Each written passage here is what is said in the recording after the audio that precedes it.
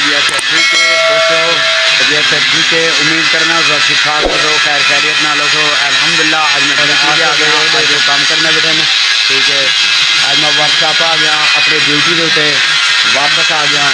अल्हम्दुलिल्लाह आज काम करे तो इंशाल्लाह तो आपको पसंद आते हैं सारी वीडियो और लाइक कमेंट करके सब जरूर देते तो इंशाल्लाह ऐसा वीडियो याद हो चुका कोई यार प्यार की तरह से। बाकी अल्हम्दुलिल्लाह देते पे तो असा खान ब्लॉग्स की वीडियो अपलोड करने होने ठीक है।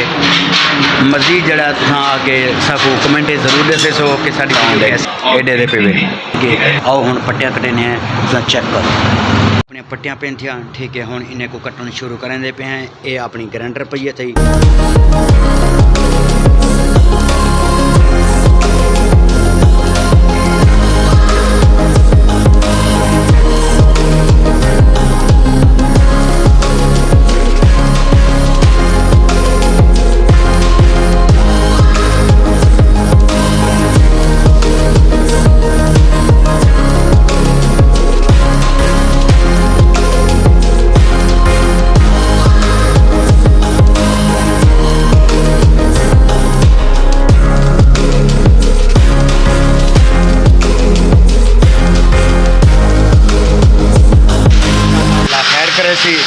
ठीक है।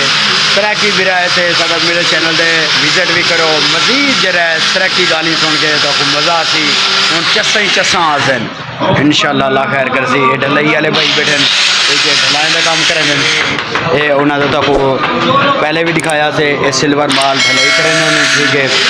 हम आप सकते हो इजाज़त ठीक है। मिलते हैं तो अगली वीडियो।